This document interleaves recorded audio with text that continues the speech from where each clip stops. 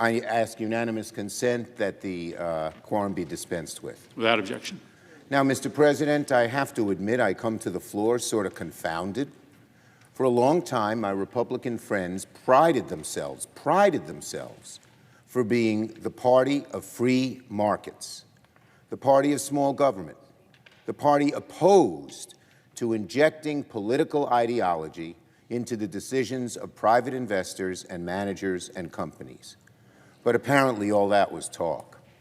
Because today our Republican friends are making an effort to limit free market choice and inject hard right ideology into private sector decision-making.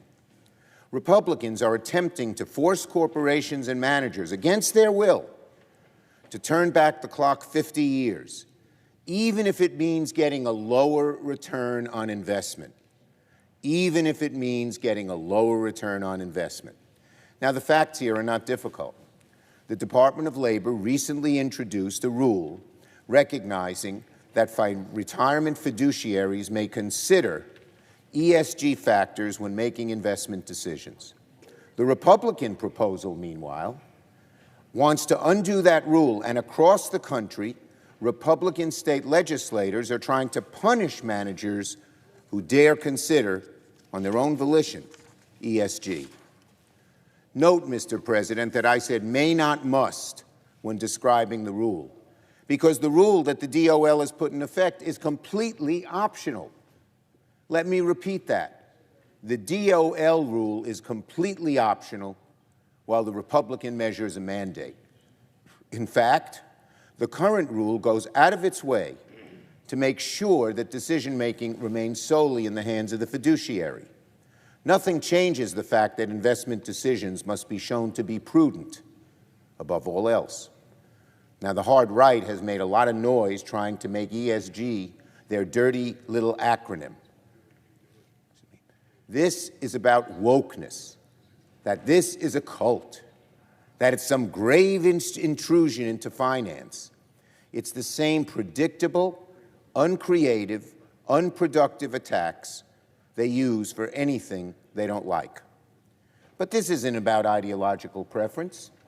ESG is about looking at the biggest picture possible so that investors can make decisions that decreases risk while increasing returns. In fact, more than 90% of S&P companies already publish ESG reports today. So none of this is new. It's been a long, established practice, one that Republicans suddenly say they don't like and want to forbid. But why shouldn't managers evaluate the risks posed by an increasingly volatile climate if they deem it helps them get a return on their investment? Why shouldn't they consider the consequences of an aging population or other trends that could impact their portfolio? And even a better question is this: why are Republicans going out of their way to prohibit investors from making the best possible choices as they manage their funds? Why are Republicans trying to forbid investors from considering climate and other factors if they believe it would help them get a better return? The bottom line is this: the present rule gives investment managers an option. The Republican rule, on the other hand, ties investors' hands. Republicans talk about their love of the free market, small government, letting the private sector do its work.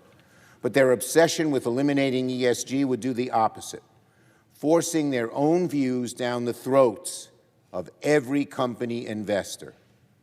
The Republican amendment, again, would force their own views down the throats of every company and investor. You know what we say on this side? Let the market work. If that naturally leads to consideration of ESG factors, then Republicans should practice what they've long preached and get out of the way. I thank my Democratic colleagues who are joining us in the opposition to this measure, and I yield the floor and call the question.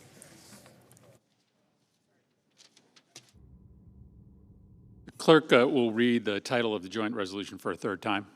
HJ Res 30, providing for congressional disapproval under Chapter 8 of Title 5, United States Code of the rules submitted by the Department of Labor relating to prudence and loyalty in selecting plan investments and exercising share